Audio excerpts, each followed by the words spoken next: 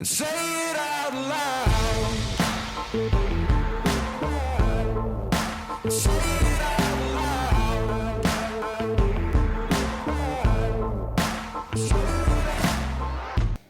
Yeah. Are you recording? Are you a physical touch person? You just Yes. Yeah. No, I really am. What's your love language? Number one is words of affirmation, and then number two is. I need to retake that test now that I'm older. I just know I like touch. Okay, so that's why I know. I'm pretty sure it's got to be in the top two for most guys. Yeah. Right? Yeah. It's number 2. Yeah. What's your first one? Acts of service. Quality time. Oh, you're a QT guy. I can see that. You are a cutie, man. Yeah. But no, I'm a major words of affirmation person for sure. Okay. Yeah, I don't need Kelly to tell me anything that I'm good at or anything. I think it really matters. I was having this discussion the other day. The mood in which you take these tests is very important. Oh, that's true. Because I took like one of the tests and I was just like, all right, I'm going to take this. And I was already tired. So if you want to hang around people, I was like, no, not one of them. Yeah. So I'm like, yeah. Well, I think it's interesting too. Me now at 36 and me like in my mid-20s, I think I was probably more physical touch when I was younger. But now as I've gotten older, I think words mean more. So I think it's interesting, like the age and like the stage of life you're at, like when you take those tests too. Yeah.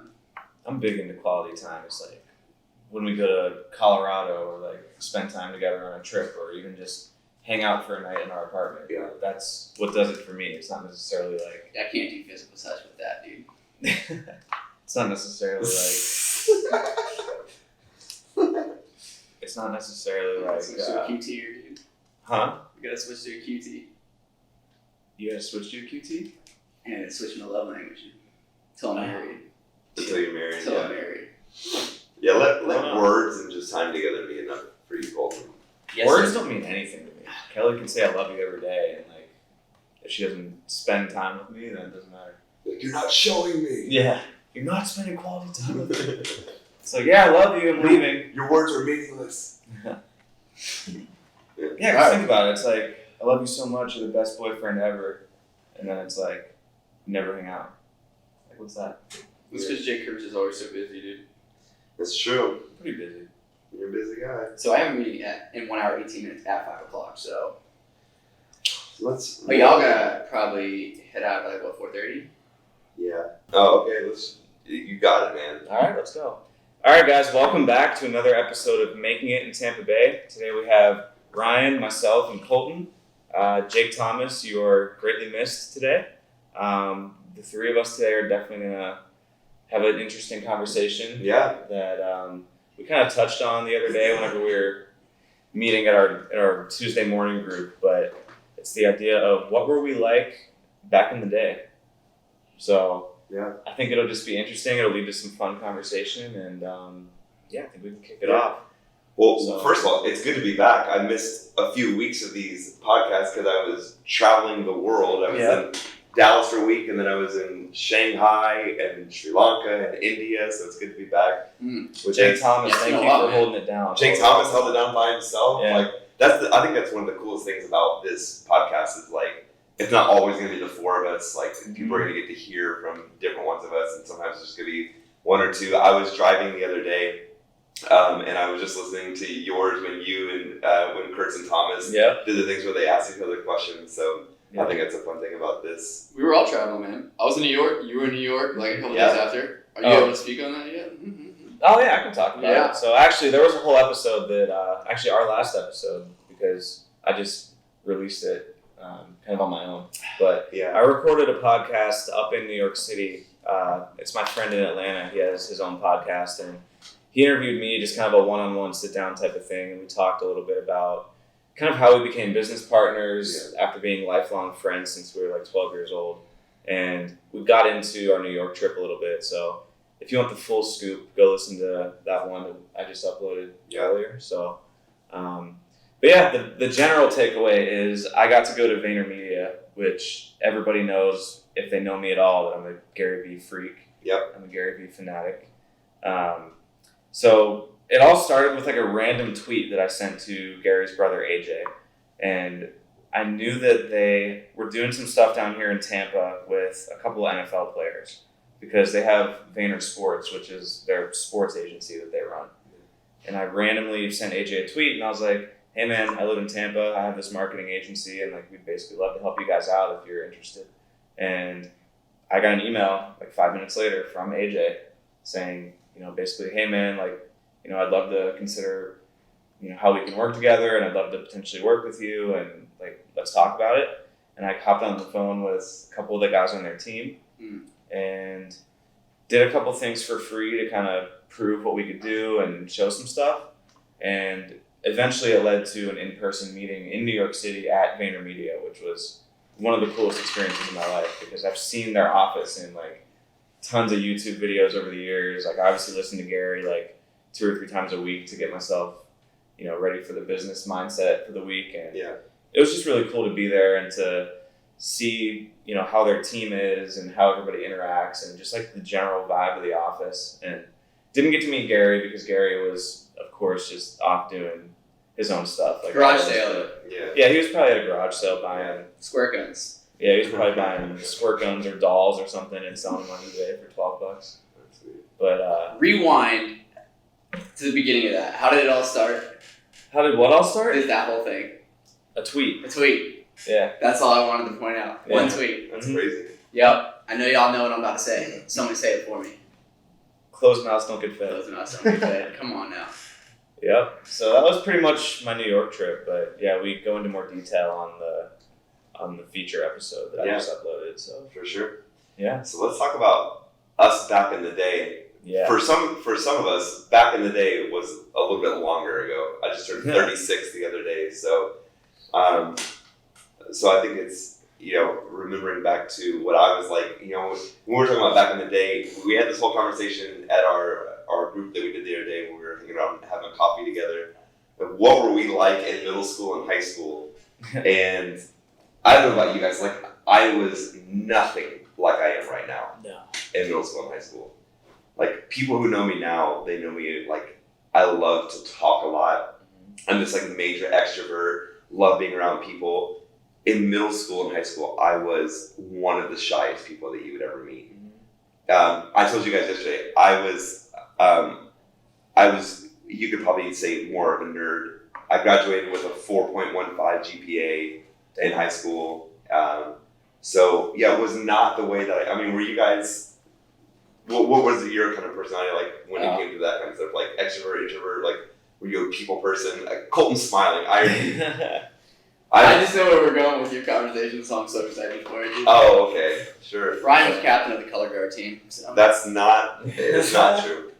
So, yeah, I told them, and I think people love when I tell them this because I was such an introvert all through middle school, my first 2 years of high school, and there's something that I got involved in the summer before my junior year of high school that changed my life forever, made me an extrovert, made me confident in who I am, and it was all-star cheerleading.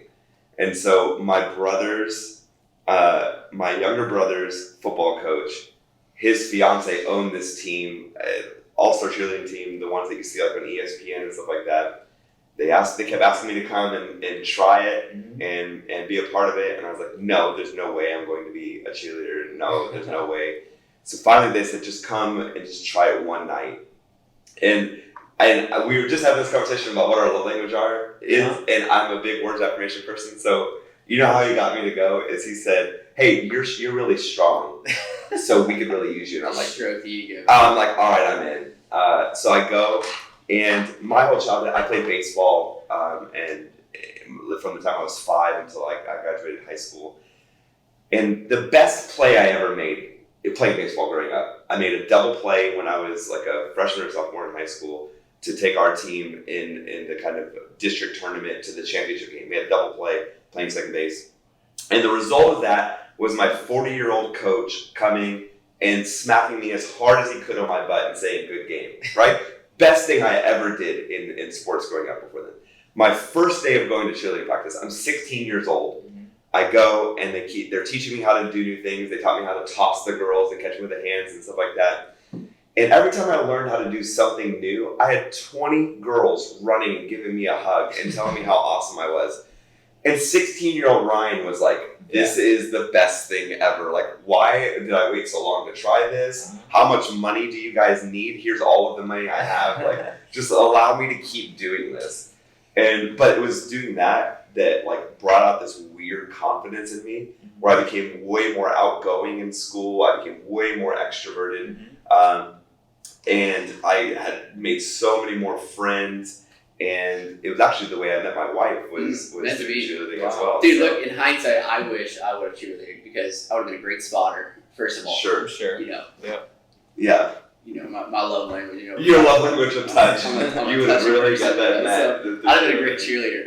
I played football for like 10 years, and like looking back at it, dude, in Florida, dude, football sucks, bro. Like, I love the games. You know, you're out there, you're on the battlefield, and you know, you're trying to kill the other team. But when it's like 4 o'clock, 2 o'clock in the afternoon in Florida, and you're full pads on, it's 100 degrees, humidity, dude. I would sit there and stare at the clouds and just pray for one lightning strike, like every single day. Because then you can go home. Yeah. Then you go home. Yep. Should have been a cheerleader. Yeah. But I feel like Colton. I feel like I know. I feel like when I was in high school, I know the Coltons. Yeah. Like what? Like tell me if I'm right. You're right. Whatever you're about to say. I imagine faux hawks, some kind of spiked hair with a lot of gel. Yeah. Just major tan, probably chain. Some kind of a chain or something. No, the chain wasn't around yet, dude. I didn't have the chain yet. Okay. And Hardy shirts? No, man. I cut offs sometimes. You know, if I could wear them, I'd get away with it. I get a cut off going. Yeah. Dude, I was a GTL guy, right? I was all up in the Jersey Shore, man. I was just trying to fit in.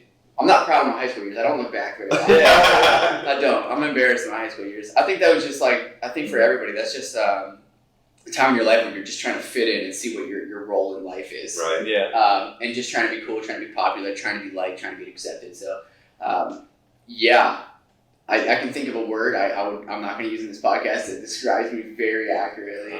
I think we know what the word is. Yes, you do. But 4-letter good one would be definitely, I was a tool. I was totally a tool. Yeah. Nice. Yeah.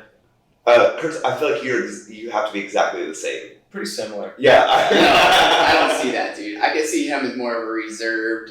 A little bit. Yeah. I was kind of like, I was always one of the ones that was kind of in the middle. Like, I could relate to the nerds, but I was like kind of cool with the popular cool kids.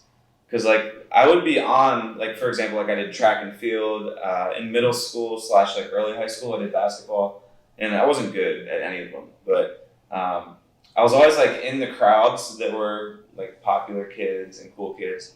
But then like, I was also really cool with all the nerdy kids in the school, and like video games and like stuff like that was like my hobby on the side. I was a closet gamer, dude. Oh, dude, that's all we did in high school was play video games. Like my core group of friends, like we were super into Halo and Call of Duty. I wasted half my life on video games. Yeah, it was just like, yeah. I mean, I guess you could say I'm kind of similar because, like, in a way now, like I can kind of relate to everybody, but I think my confidence has just grown over time. Like as I've become more into, you know, being my own person and not caring as much about what other people think. But I don't know. I come from a small town where like all the parents are friends, and like it's just generations of families that have been there for super long time. And my family didn't grow up with any of those other families. Like my parents aren't friends with any of the other families, and like we never just like naturally kind of fit into everybody else. So I was never like, you know, super in with everybody. Right. But yeah, I was kind of in the middle, I'd say. Yeah. When you think back to like high school, because I do this sometimes when, you know, when I look back, like what are things that you guys are really glad that you did, and then what are things that you like majorly regret doing when you were in high school? Because for me, I think the thing that I am glad I did is every single week for 4 years of high school. I grew up in South Florida. Every single week I was invited to go to parties. Every single week for 4 years. And I am so glad I did not go to those parties. Oh gosh, I could say the opposite. And I know that Colton's on the opposite end of the spectrum. I wish I wouldn't have gone to all of them, dude. Yeah, and that's your regret, right? Dude, I used to have a shirt that said "Man Up." That was the stupidest thing to wear at parties, dude. Man up, dude. Take it. I'm never wearing this again. I mean, I remember, I think looking back, there's so many people that I knew in that time, the kind of how it shaped a lot of their life. I remember I just told this story to a group of teens from our church. I taught them yesterday. I did a teaching for them. And I remember at some of those parties I was invited to, all my friends were, from school were there. But a girl that I knew overdosed like on ecstasy and was in a coma for like 2 months or something crazy. When she came back to school, it was like super weird because it's like, do you address it or do you not? But like, it was just this whole lifestyle. And I'm like, I look back on it and I'm like, I'm so glad that I didn't. Okay, that's super extreme. I never even like saw physical drugs in high school. I mean, maybe like marijuana and stuff like that. But like, oh, dude, at our school, I my senior year, I worked in the office as like an office aide because I had like free periods, and so I just, like was filling my time. No lie. Probably at least once a week was an ambulance called to our school because somebody took drugs during school. Grow up, bro? In Fort Myers, Florida, baby, down in the 239. They don't know about that Fort Myers. This guy tell us. Oh, and you want to know something about me when I was younger too? I grew up, and Kurt's is the same way. I grew up on hip hop. Like I love like especially old school rap and stuff like that. You like that Biggie, dude? I grew up in the era of. I was like Biggie, Tupac, and Outkast is still one of my favorite all-time groups. I really like Outkast. So like it's funny because you'll hear it come out of me sometimes. Usually it doesn't, but sometimes it just kind of comes out. I have a really good switch. Like if I get around with friends, that street talk growing up comes out where you say a lot of slang and a lot of words and then you have your professional setting talk where you would never say those words. My mom gets so freaked out. Like snaps on me. I don't know why I liked hip hop growing up because I grew up outside of Pittsburgh, about an hour away, and there's no hip hop culture up there. It's just like fields and people have trucks and like it's a small town, so it's not really a hip hop type of area. But I don't know, I just always liked it. So back to with regrets and things that you're like glad that you were a part of when you were in school. For me, I was always, I think, coming into, it was a weird transition for me because my entire life, in the beginning of my life, I was like a little more advanced, like physically. Like I grew up quick and athletically, I was ahead of all the kids and I was like the star of our team. Mm-hmm. And then what happened, when I hit high school, that all transitioned and that all switched like later in middle school. Like I was a slow bloomer. I didn't hit my growth spurt until like late junior year. So I'm this tiny kid with this massive ego trying to fit into the crowd. So for me, it was either like you either loved me or you really hated me. Like you couldn't stand me. And so isn't it the same way right now? No, not so much anymore because it has transitioned. I've rounded out a bit, which is unique to me that I have a lot more friends. I mean, I definitely have my close friends, but I'm extroverted and introverted. I like my close ones, but yeah, no, that's a transition for me. So going through high school and being humbled through life, and that was just a difficult process. So I think the thing I regret is like really trying to be liked so much. Sure. Trying to be fit in so much, and being wanting to be at every single party, just wanting to fit in. Yeah. Looking at it now, that's probably one of the biggest regrets. Yeah, you gotta go through it. I was gonna say there's nothing I really regret other than, like you said, just like caring so much about what other people think, and like that's just what people go through in high school. I think it's just part of the process. But, nothing really I regret too much. Stuff I'm glad I did was not get too into drinking until maybe like late senior year. Obviously I got into it in college and whatnot, but I was just my parents were somewhat strict in terms of like always wanted to know where I was, like, once it was getting nighttime and whatnot. But I don't know. I feel like I had. Did you have a curfew? Nah, not like a set curfew or anything. Did you have a curfew? No, my parents. I was a classic goody two shoes. Yeah. So my parents knew I was never going to be out doing something crazy, so I never really had a curfew. But it wasn't necessary. You had one. Yeah, I did. Mine. But did you ever? Did you more keep it, or did you always break it? Oh, I was 95% of the time I was there on the dot. And you timed it out just in time, or I was late. Yeah, the last 5%. And my mom, she's a light sleeper. Every time she knew when I was home or if I was late. Yeah, as long as I didn't drink and drive, I was good. Yeah. So right out of high school, you both went to college, right? Yep. And then immediately after high school, I joined the military. Mm-hmm. So looking back on our personalities when we were in middle school and high school, what do you think how do you think you've changed the most since that time? For you guys, this has been what? Coming up on 10 years? Close? Yeah, it's Yeah. out of high school. Yeah. Sheesh, dude. Yeah, 10. Yeah. It's so scary to me, bro. Yeah. Well, when you're getting closer to, my 20-year reunion is next year, so Wow, dude. Yeah, my 10 Are is. you gonna go? absolutely. I'm gonna go see all these people, and Again, I don't even like. Everyone talks about it. It's like I don't really want to go, but I hate it as years, dude. Like it's not for me. oh, I love it. Going back and seeing all these people and Yeah. seeing how much people have changed or Yeah. not changed. I wouldn't mind going. I love people watching, so these things are incredibly entertaining to me. Yeah. Yeah. So for you guys, how do you think you've changed the most? More confident. Yeah. Yeah, I'm just more comfortable with myself, and like, I think over time I've realized and started to accept the fact that like everybody's got shortcomings, everybody's got things that they suck at, everybody has things that they can't control about themselves and about their lives. And I used to let that stuff all get to me, but I think over time and just with more experiences and obviously more like accomplishments and things like that, you just kind of start to, well, at least me, I started to kind of push that stuff aside and just be more comfortable with who I am. So that's the main thing. I used to be super insecure about everything. Like I had bad acne like middle school all the way up through like sophomore year of college. And it was like really bad acne. Like it was like all over my face and it just really got to me and I never felt like I could, I don't know, like talk to girls and like Did you have a they were nickname, dude? Did any of y'all have a nickname? No. I had butt chin, man. Yeah? Yeah, that was it, dude. I grew up since like middle school. That was the one, dude. There you go. No, I didn't have any. But, you know, I was like smaller, shorter, had acne. It was like, you know, all the typical stuff that people would make fun of. And there were people that would literally make fun of it all the time. And just, yeah. Dude, kids are brutal, bro. There was a period of time where I got made fun of. Like, all kids, dude, they're brutal. I dive into this on the last podcast too, but there was a period of time where I got made fun of so bad by like my group of friends. Like I had this whole group and then randomly they all turned on me and I was like the target.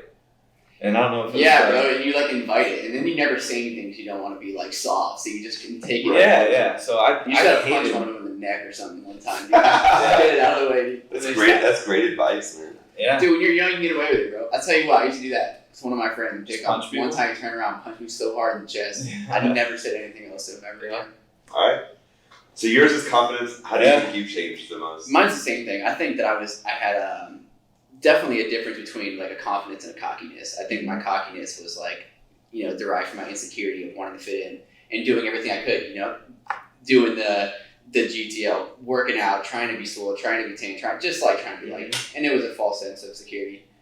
So I think just through life's experience of humbling me and losing that inferiority complex is just the biggest thing that changed for me, and just being more vulnerable, more open.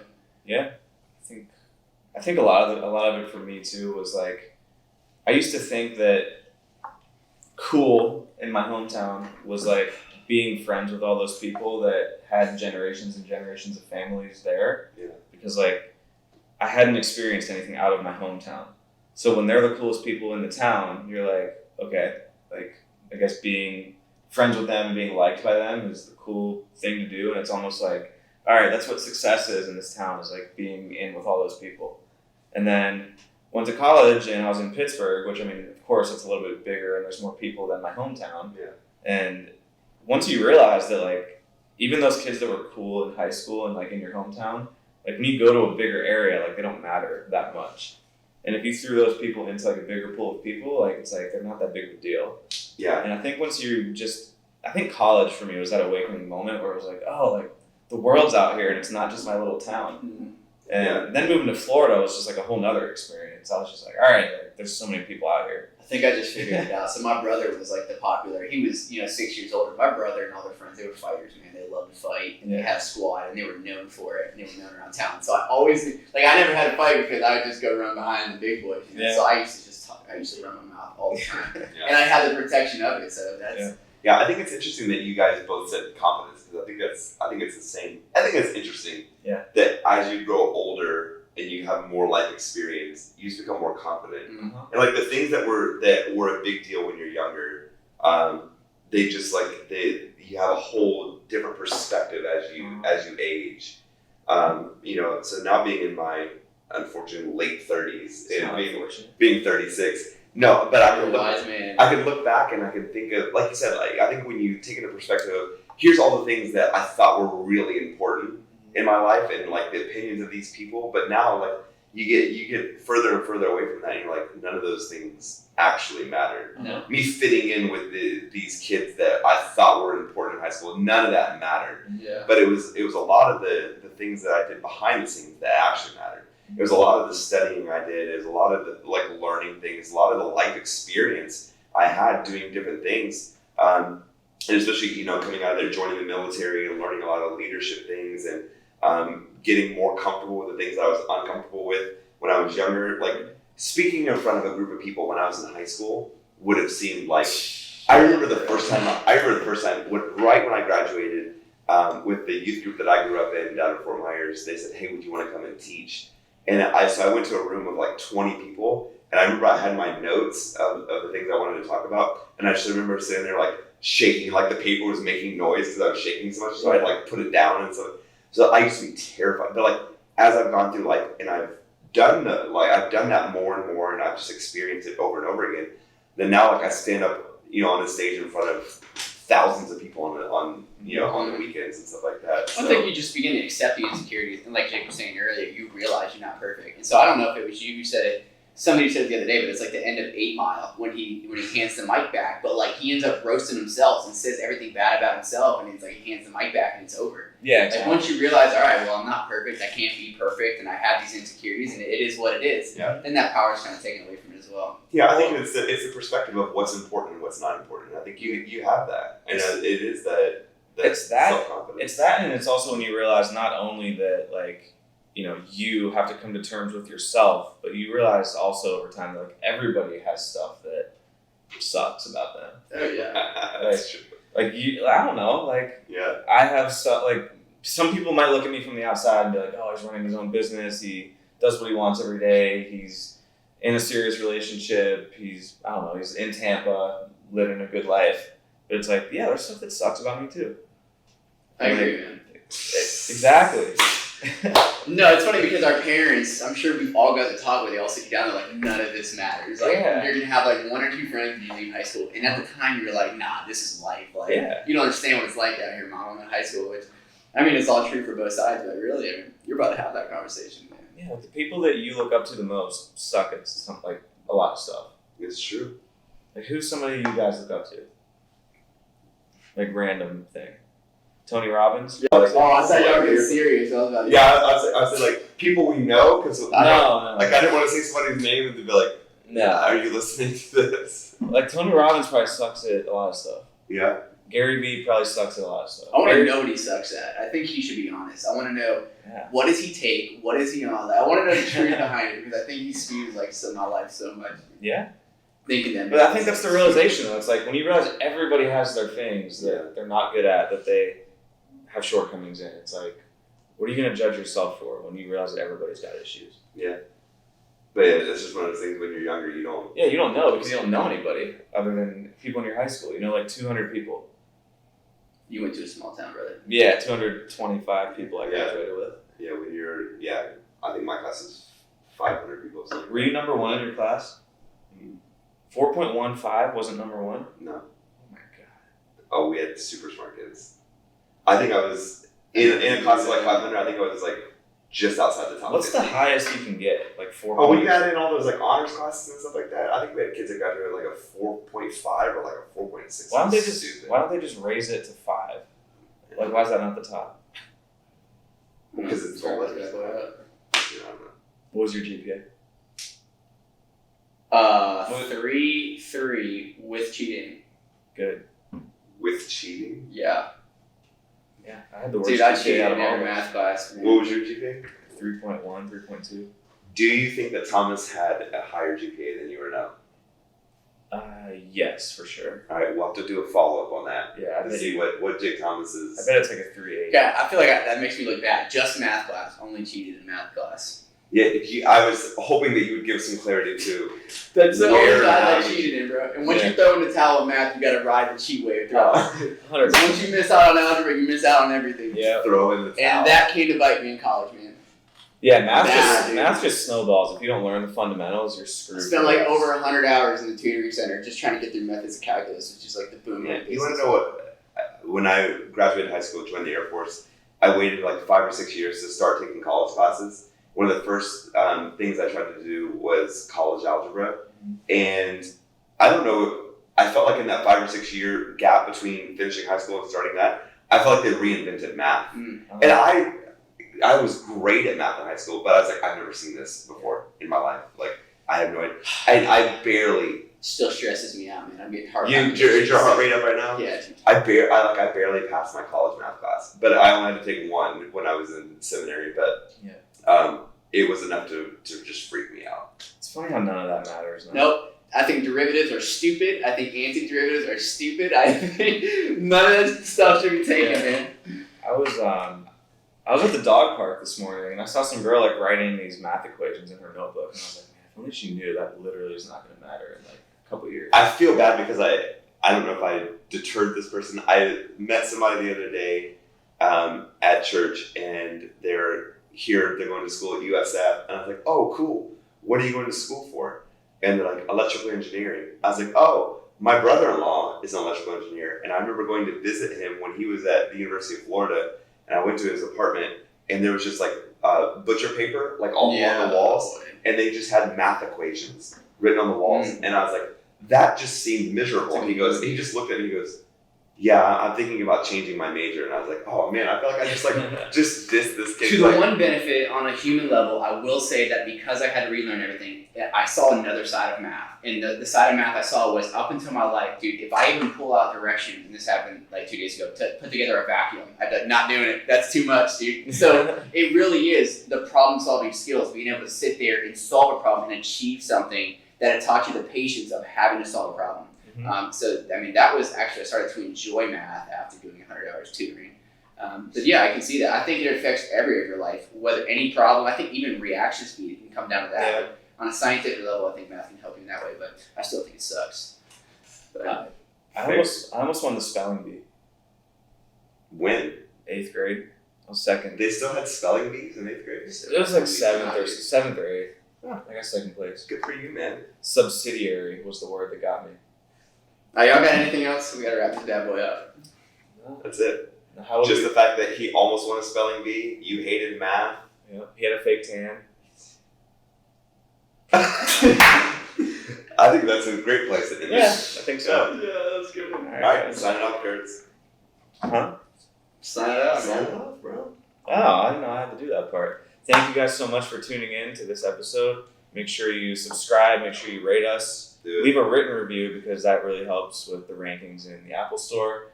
And follow along on Instagram at Making It in Tampa Bay. And we'll see you guys next time. That's it. And say it out loud. Say